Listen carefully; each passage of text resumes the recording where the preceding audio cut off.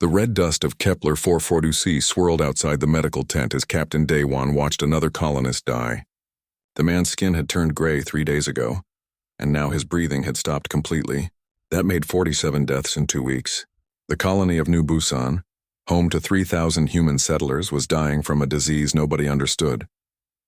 Daywan was 53 years old and had spent 30 years protecting frontier colonies. He had fought pirates, dealt with hostile wildlife, and survived 2 civil wars. But he had never felt as helpless as he did now, watching his people die from an invisible enemy. His daughter Hana knelt beside the dead man, taking samples with shaking hands.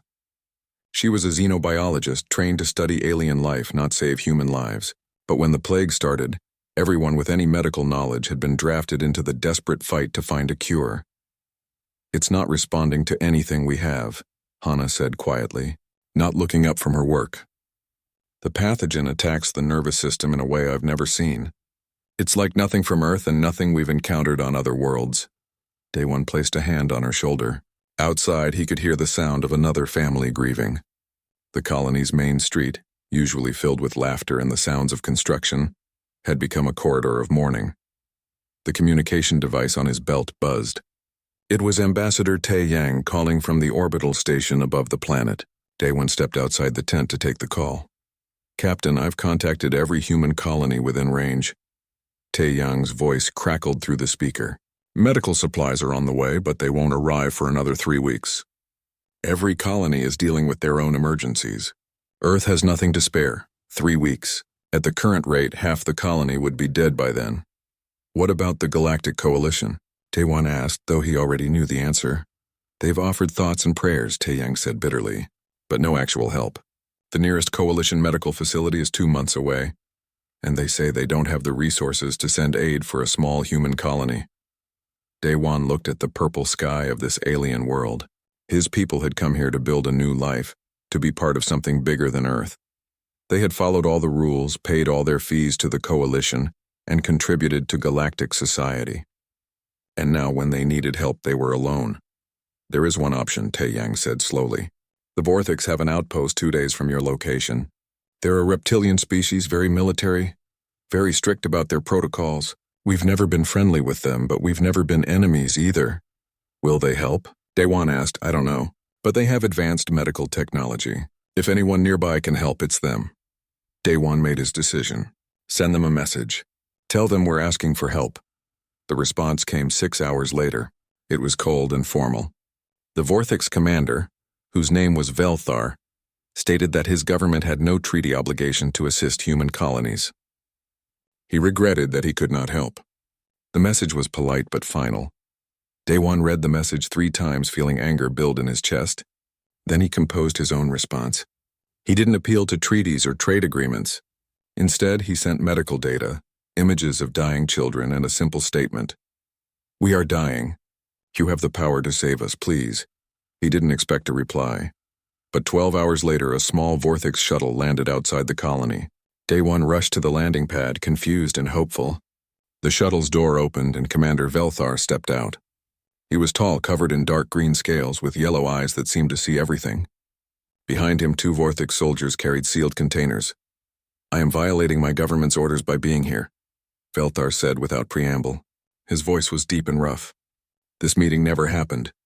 Do you understand?" Daywan nodded, too shocked to speak.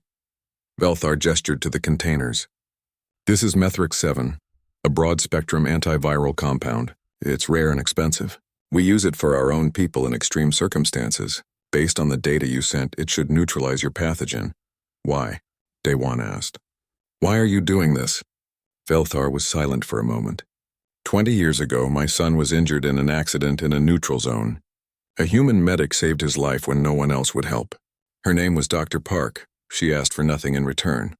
I have never forgotten that kindness." He handed a datapad to Daywan.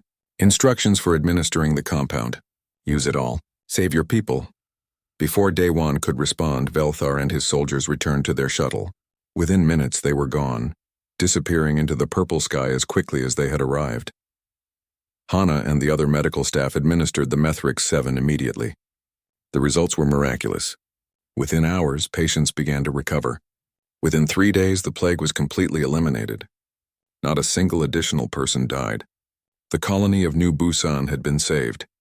Daewon called an assembly of all the colonists. In the center of the main square, he had ordered a large stone to be placed. On it, workers had carved the names of everyone who had died during the plague. Below those names, Daewon personally added another inscription: saved by Commander Velthar and the Vortex people, who helped when none others would. This debt will be remembered. Hana documented everything in her personal logs. She recorded the exact time of Velthar's arrival, the names of the 2 soldiers who accompanied him, the specifications of the Methrix 7 compound, and every detail of the conversation. She copied these logs and sent them to Earth's central archives. "Why are you being so detailed?" one of her assistants asked. "Because we need to remember," Hana said. "Someday, somehow, we need to repay this debt." Ambassador Tae Yang made a formal report to Earth's government. The report was filed in the Department of External Affairs in a special section labeled Debts of Honor.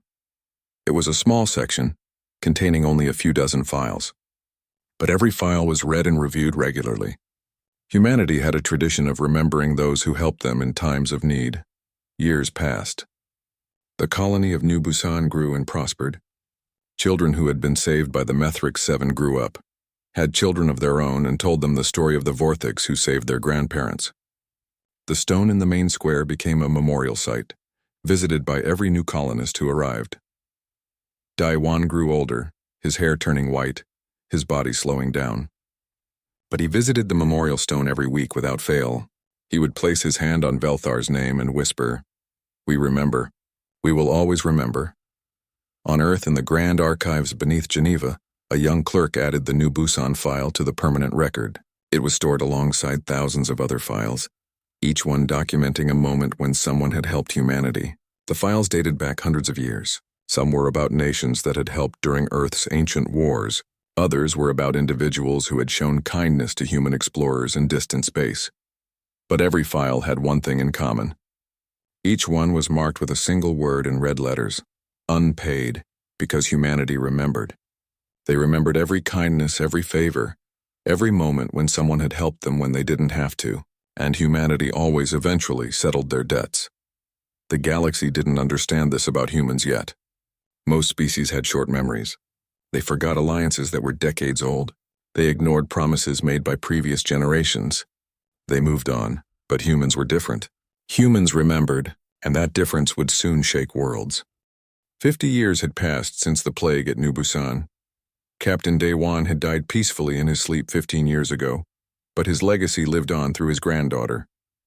Admiral Bora commanded the 7th Carrier Group of the Human Defense Fleet, one of the most powerful military formations in human space. She stood on the bridge of her flagship, the Incheon, watching the stars streak past as the fleet moved through faster than light travel. Bora was 40 years old, tall and lean, with her grandfather's stern expression. She had never met Commander Velthar, but she had grown up hearing stories about him. Every year on the anniversary of New Busan's salvation, her family would gather at the memorial stone and remember. The communication officer interrupted her thoughts. "Admiral, priority message from Earth. Minister Kyung-ho wants to speak with you." "It's marked urgent." Bora frowned. Minister Kyung-ho was the director of Earth's intelligence service.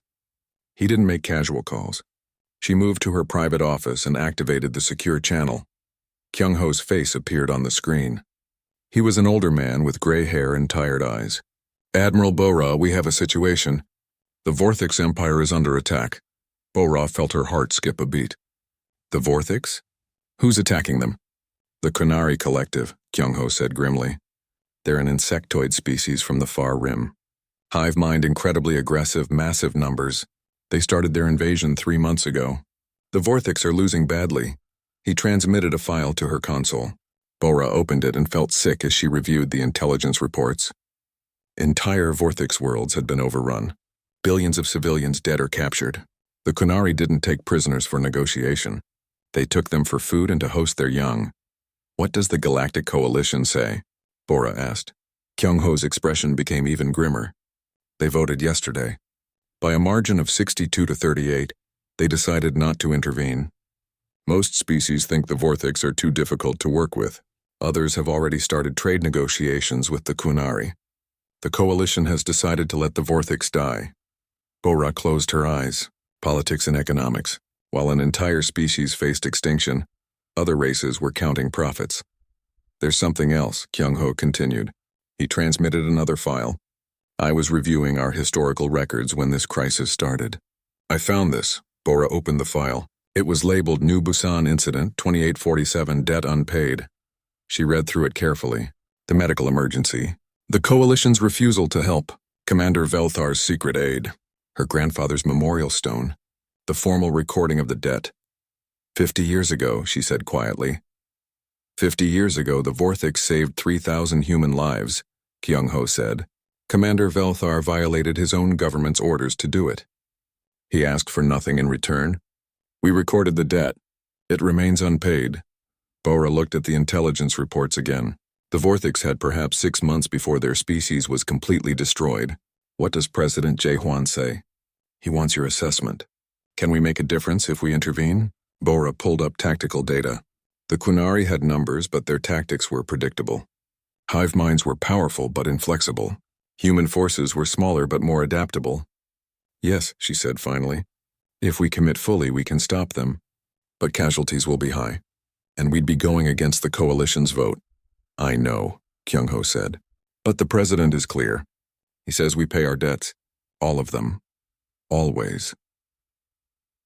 2 days later, Ambassador Tae Yang stood before the Vorthix High Council. He was older now, his hair white, but his voice was still strong. The council chamber was filled with desperate Vorthix leaders who had already accepted their species' doom. Honored Council, Tae Yang began. I come with a question from humanity. Does Commander Velthar still live? The Vorthix Council members looked at each other in confusion. One elder finally spoke. Velthar died 8 years ago. Why do you ask about him? Does he have descendants? Yes, his grandson Velshar lives in exile. Velthar was punished after his death when it was discovered he had violated orders by helping your colony. His family lost their honor. Tae Yang nodded slowly. Then hear this message from Earth. 50 years ago, Commander Velthar saved 3,000 human lives at New Busan. He asked for nothing. We have not forgotten. Humanity remembers New Busan. We will honor what is owed. The council chamber fell silent. Finally, the High Chancellor spoke. Ambassador, that was half a century ago. A small colony. We do not expect repayment for such an old debt. But we do, Tae Yang said firmly. In human culture, time does not erase obligation. A debt recorded is a debt that must be paid. We are recording this moment as well. When your species tells the story of its survival, remember that humans keep their promises. He transmitted a document to the council. This is the deployment order signed by President Jae-hwan 2 hours ago. The human defense fleet is moving to Vorthix space. We will fight beside you until the Qunari threat is ended or until we fall. This is not negotiable. This is not a favor. This is payment for a debt owed. The High Chancellor stared at him. You would risk war with the Qunari over something that happened 50 years ago? Your people will die for ours. Yes, Tae Yang said simply. Because you died for us. Because Commander Velthar didn't have to help, but he did anyway. Because humanity remembers. The news spread across the galaxy within hours. Most species were baffled. The coalition called emergency sessions. Ambassadors from a dozen worlds contacted Earth, asking if humanity had lost its mind. On Earth, Minister Kyung-ho held a press conference. Reporters from every major galactic news network attended. Why is humanity intervening in the Vorthix crisis? One reporter asked. Kyung-ho pulled up a hologram showing the New Busan Memorial Stone. 50 years ago, 3,000 humans were dying from a plague. The Galactic Coalition, which we pay dues to support, refused to help. A single Vorthix commander violated his orders to save us. Today we repay that debt. But the war will cost human lives, another reporter protested. Thousands, maybe tens of thousands will die. Is one old favor worth that price? Kyung-ho's expression hardened. Every human who died at New Busan mattered. Every human who will die fighting the Qunari matters.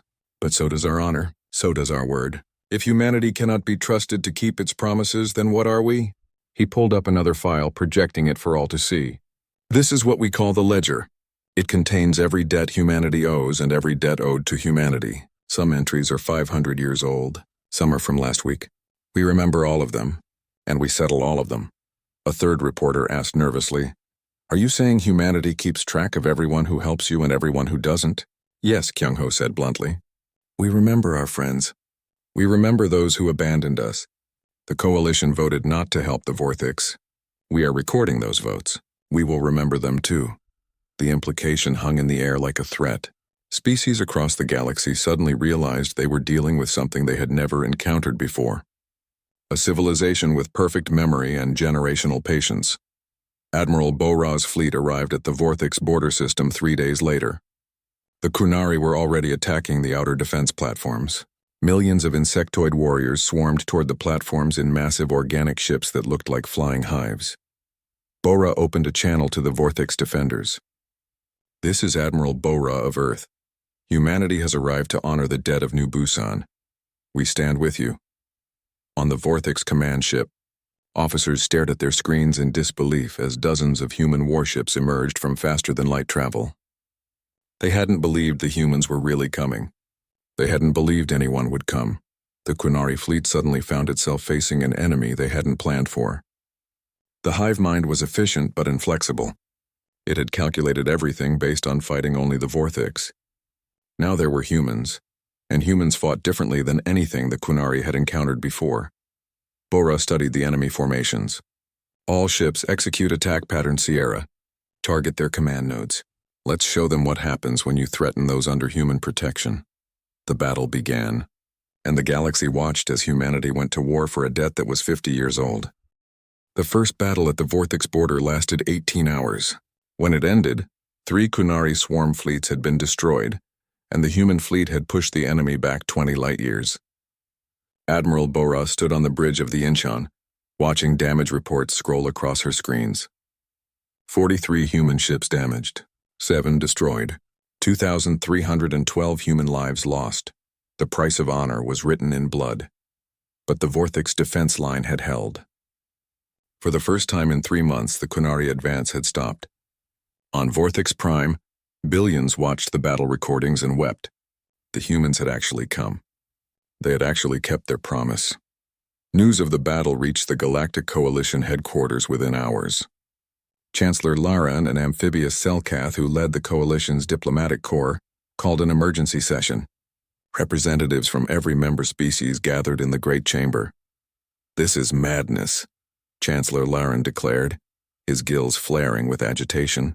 The humans are risking war with the Kunari Collective over a 50-year-old incident. They are destabilizing the entire sector. Ambassador Tae Yang stood to respond. He was the only human in the chamber. We are honoring a debt. That is not madness. That is integrity. It is obsession, countered the representative from the Krell Dominion. No rational species remembers such old obligations. The economic disruption alone is irrelevant, Tae Yang interrupted. You speak of economics while an entire species faces extinction. You voted to let the Vortex die because it was financially convenient. Humanity will not make that choice. Chancellor Laran tried a different approach. Ambassador, the Coalition is prepared to offer Earth very generous trade agreements if you withdraw your forces. We can negotiate. Our word is not for sale, Tae Yang said coldly. I want to be very clear about something, Chancellor. Humanity is recording this moment. We are recording every species that opposed helping the Vortex. We are recording every species that tried to bribe us to abandon our allies, and humans have very long memories. The chamber fell silent. The threat was clear even if unspoken. Make an enemy of humanity, and they would remember it for generations. While the Coalition argued, Fleet Admiral Su Jin arrived in Vortex space with reinforcements. She was 60 years old, a veteran of 3 wars, and she had served under Daewon himself before his retirement. She understood what this war meant to humanity. Su Jin met with Admiral Bora aboard the Incheon to plan the next phase of operations. With them was a special guest, Velshar, the grandson of Commander Velthar. Minister Kyung-ho had personally traveled to find Velshar. The Vortex had been living in poverty on a mining colony, exiled after his grandfather's illegal assistance to New Busan was discovered. Kyung-ho brought him to Vortex Prime with full military honors. Now Velshar stood in the human war room, barely able to speak. His grandfather had been branded a criminal by his own people for helping humans, and now humans were dying to save the Vortex Empire. Why? He asked, his voice breaking. My grandfather violated his orders. He was punished for it. You owe us nothing. Admiral Bora walked over to him. She pulled up a hologram showing the new Busan Memorial Stone. Read the inscription, she said quietly. Belshar read it, his eyes focusing on his grandfather's name. Saved by Commander Velthar and the Vorthix people, who helped when none others would. This debt will be remembered. Your grandfather saved 3,000 lives, Bora said. Among them was my grandmother. I exist because of what he did. My children exist because of what he did. Every descendant of those colonists exists because your grandfather had the courage to do what was right, even when his government told him not to. She placed a hand on his shoulder. You are not in exile anymore. Humanity restores your family's honor regardless of what your own people did. Belshar fell to his knees and wept. The war intensified over the following weeks. Human intelligence officers had spent decades studying potential threats to the galaxy. When the Kunari first appeared on long-range sensors 5 years ago, human analysts began compiling everything about them.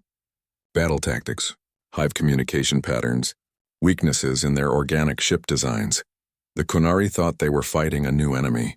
They were actually fighting an enemy that had been preparing for this specific war for years, just in case humanity ever needed to help the Vorthix.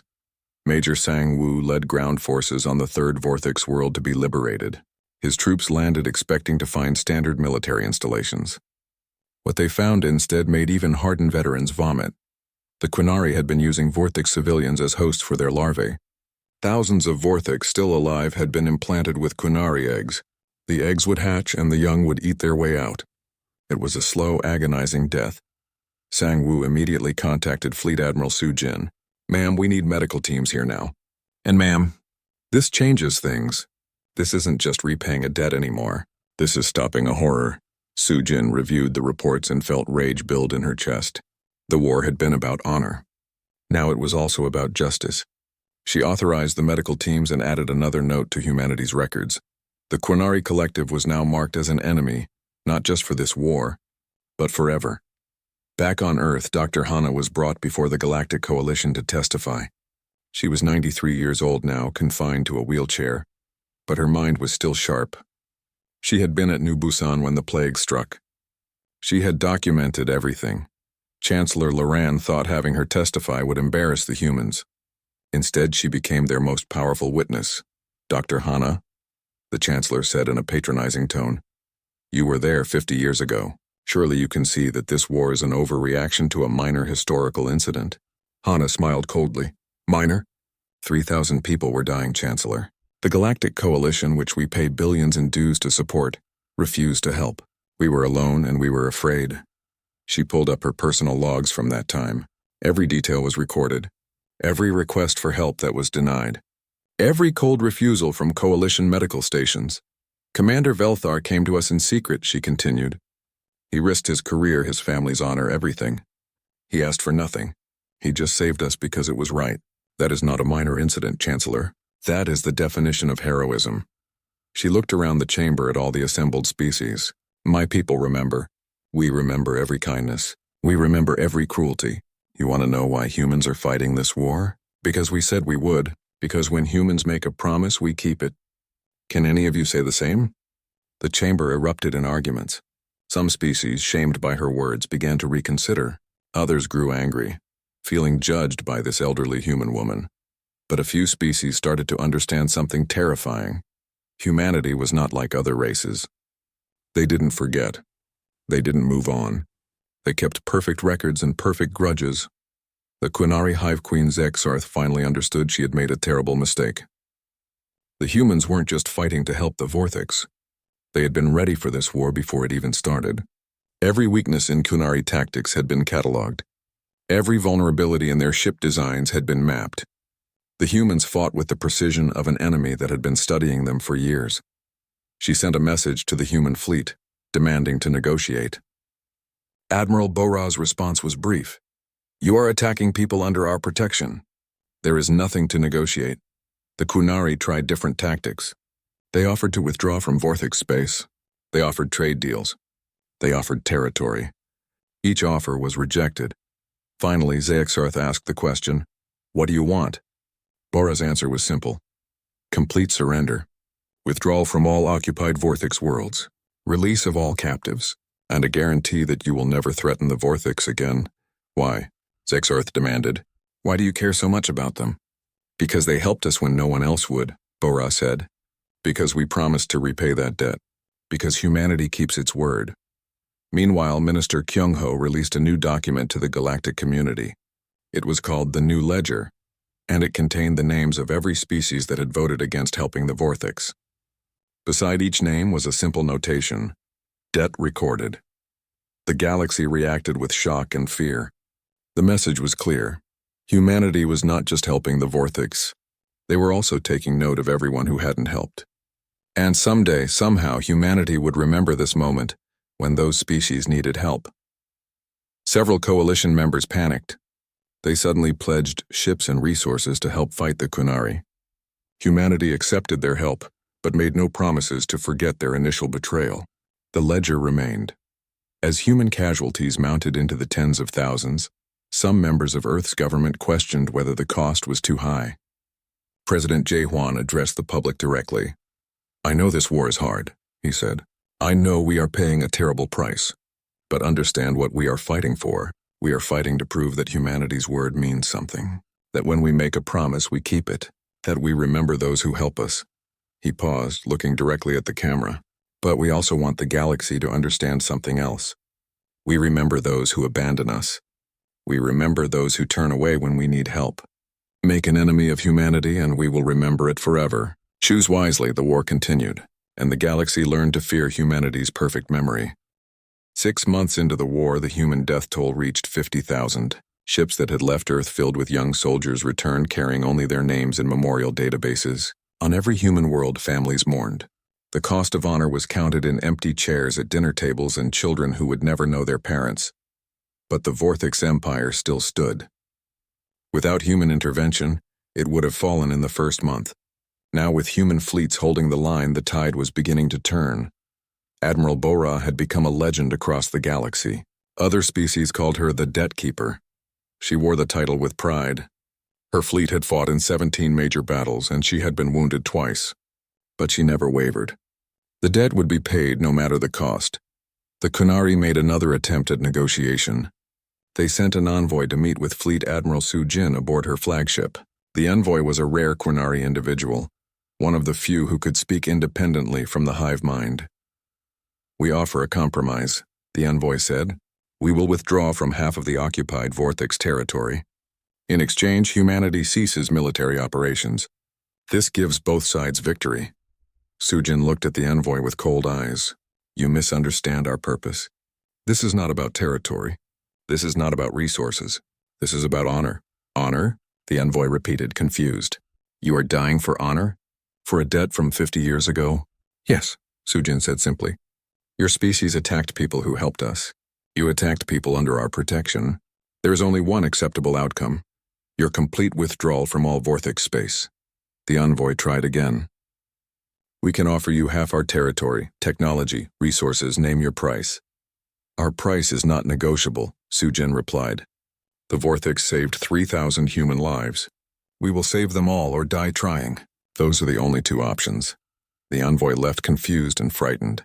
The hive mind had never encountered a species that valued abstract concepts like honor over practical benefits. It didn't understand that humanity's reputation was worth more than any territory or technology. On the ground, Major Sang-woo continued liberating occupied worlds. Each liberation revealed more horrors. The Kunari had been systematic in their cruelty, using captured Vortex for genetic experiments and food production. Human soldiers, seeing these atrocities, fought with renewed fury. Sang-woo recorded everything meticulously. Every crime, every victim, every detail. This information was sent back to Earth's archives. The Kunari Collective would be remembered for this. Humanity would never forget what they had done. Meanwhile, the political situation in the Galactic Coalition grew more complex. Several species that had initially opposed intervention began to reconsider.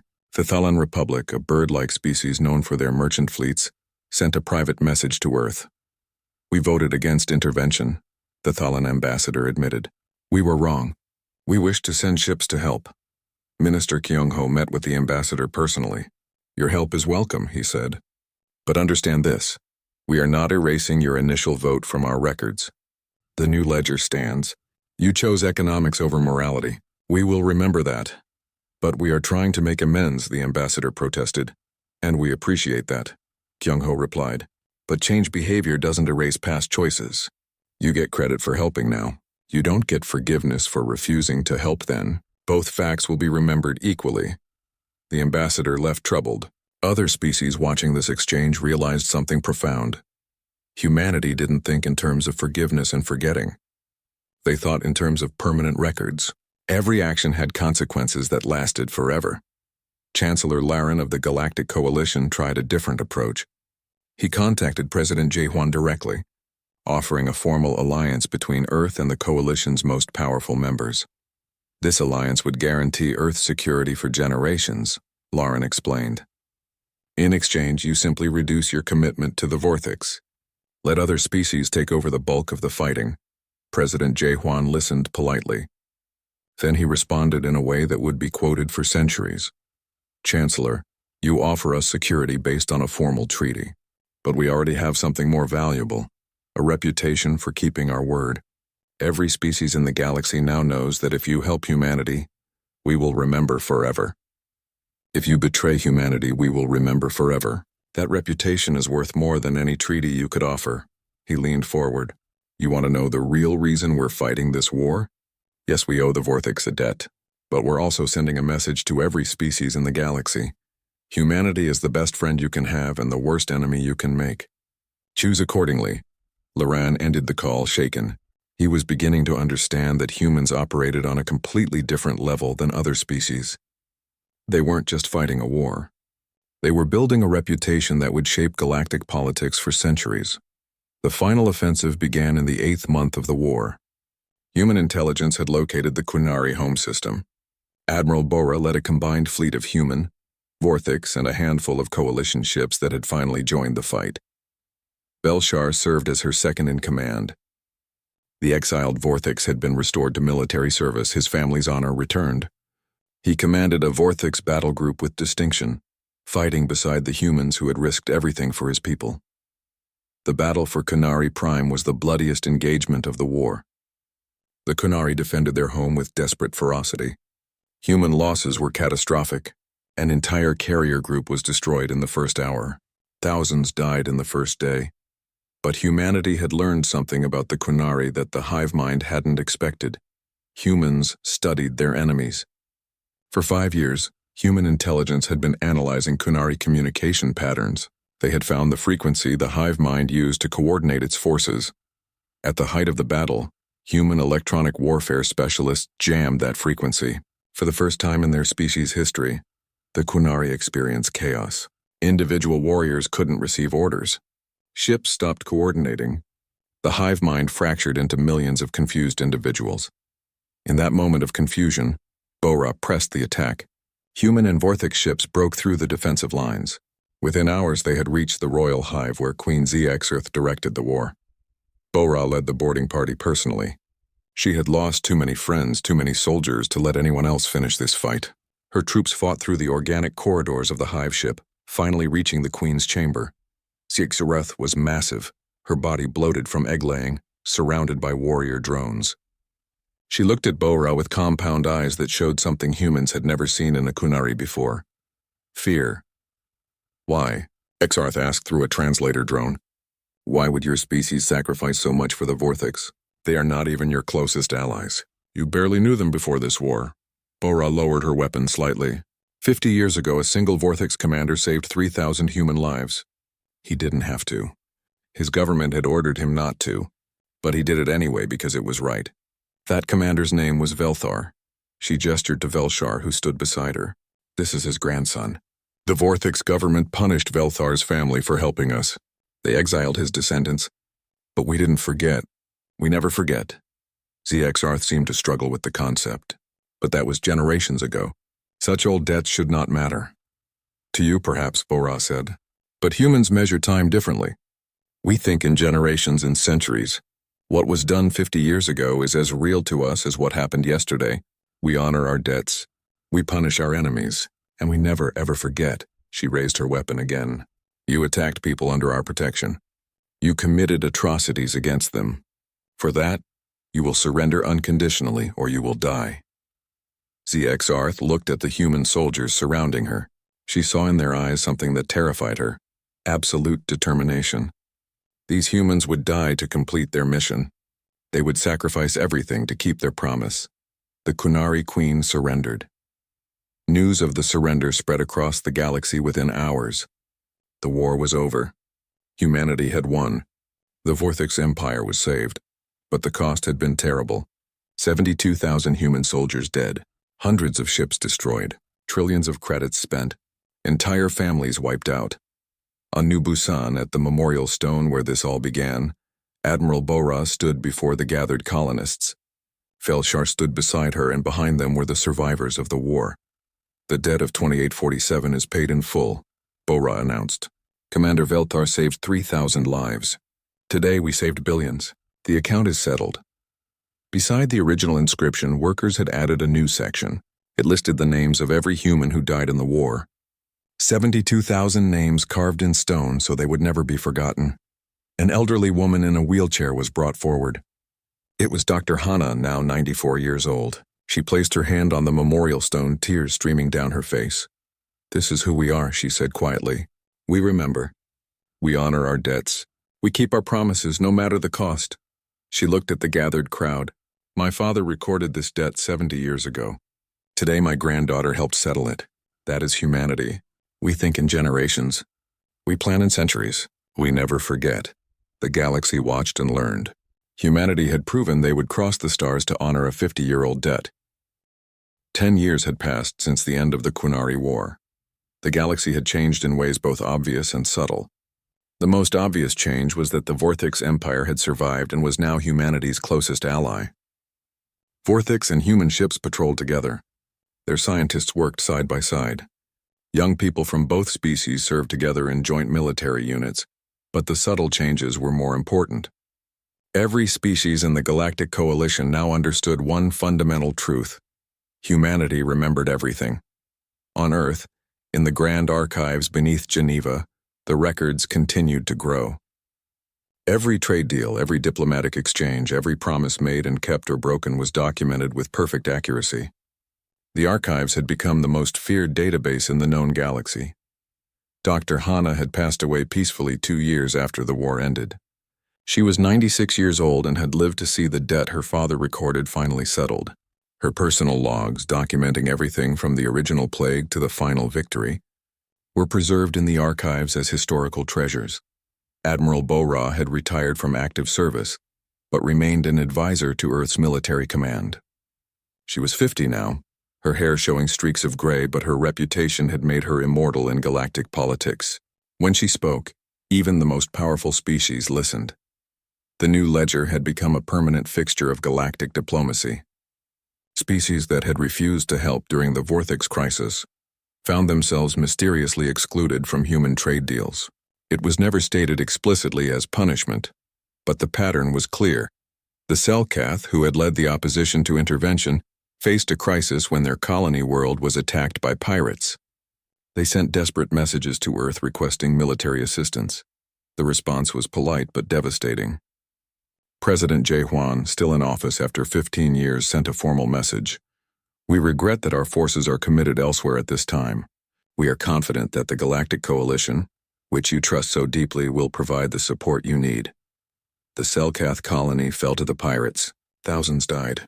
The message to the galaxy was clear. When you needed humanity's help, you got what you had given when humanity needed yours.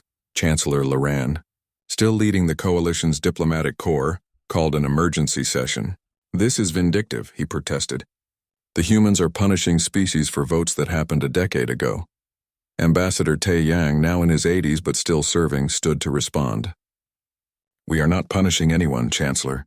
We are simply applying the same standard you applied to the Vorthix. You voted that it was not in your economic interest to help.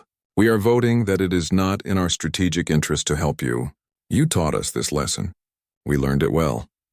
He looked around the chamber at all the assembled species. "You wanted to know what it means to deal with humanity? This is what it means. We remember. We remember for decades, for centuries, for as long as our species exists. When you help us, we will move heaven and earth to repay you. When you betray us, we will remember that too. The chamber fell silent. Every ambassador present understood they were witnessing the birth of a new galactic order. Humanity wasn't the strongest species militarily. They weren't the most technologically advanced. But they had something no other species possessed. Perfect institutional memory combined with absolute determination to settle all accounts. Minister Kyung-ho, now 70 years old, gave a final address before his retirement. He stood in the same chamber where he had first revealed the new ledger 10 years before.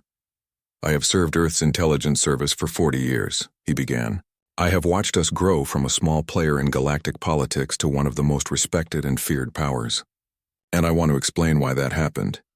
He pulled up the archives, showing thousands upon thousands of recorded transactions, debts, and betrayals dating back centuries. Other species forget. They move on. They prioritize short-term gains over long-term relationships. But humans are different. We think in generations. He pointed to the new Busan file, still marked as settled but never deleted. 70 years ago, a small colony was saved by the kindness of one Vortex commander. We went to war to repay that debt.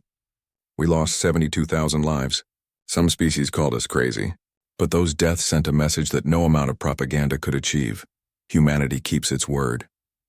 Kyung-ho looked directly at the cameras broadcasting his speech across the galaxy. Every species watching this needs to understand something. We are recording this conversation. We are recording every trade deal, every diplomatic exchange, every promise you make. And unlike you, we will remember all of it. In 100 years, when your current governments are gone and forgotten, we will still remember what happened today. He paused for effect. So choose carefully how you treat humanity. Choose carefully how you treat our allies. Because we are the species that will cross the galaxy to honor a 50-year-old debt. We are also the species that will remember for 1,000 years if you betray us. The speech was watched by billions across hundreds of worlds. It became required viewing for every diplomat entering galactic service. The message was clear. Humanity played a different game than everyone else. They played the long game and they never lost track of the score.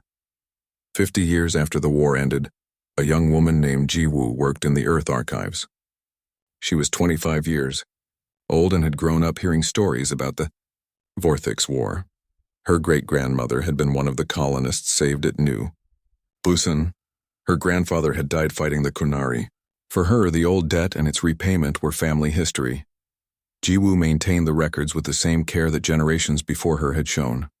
Every day she updated the ledgers with new information. New alliances were recorded. New betrayals were noted. The archives never stopped growing.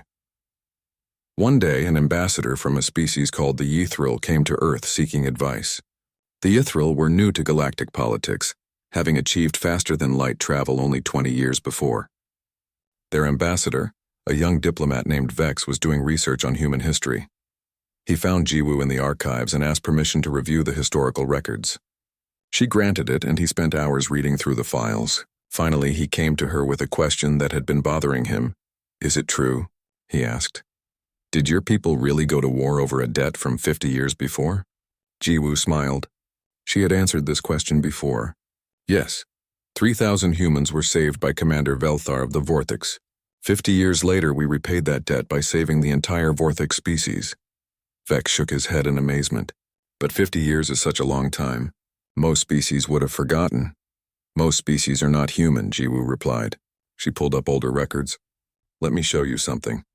These are records from the 21st century, over 800 years ago. During Earth's climate crisis, certain nations helped us while others refused. We still remember which was which. Vex's eyes widened. 800 years? You remember debts from 800 years ago? We remember everything, Ji-woo said simply. She showed him more files. Records of alliances from 600 years ago.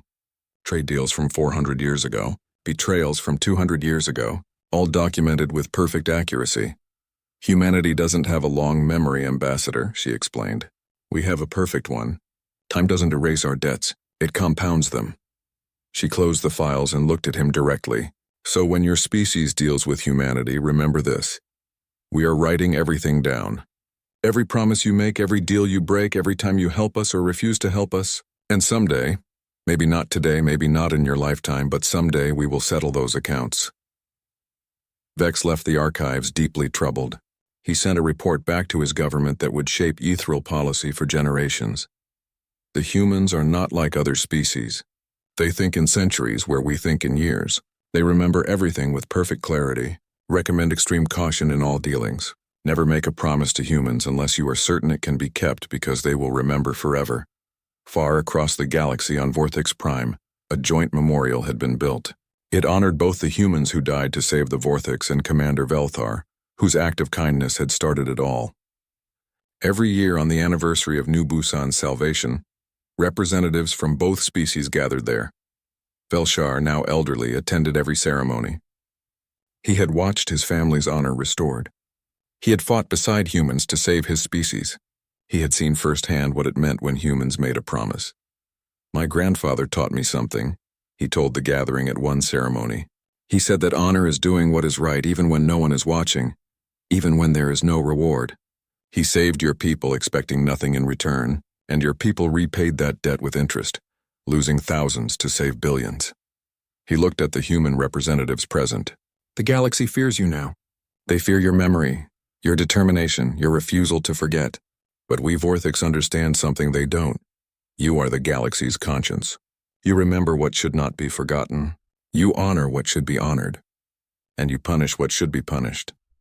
Back on Earth, in a small classroom, a teacher named Hyunwoo was teaching young children about galactic history. He showed them the recording of the New Busan Memorial Stone. This is where it started, he explained.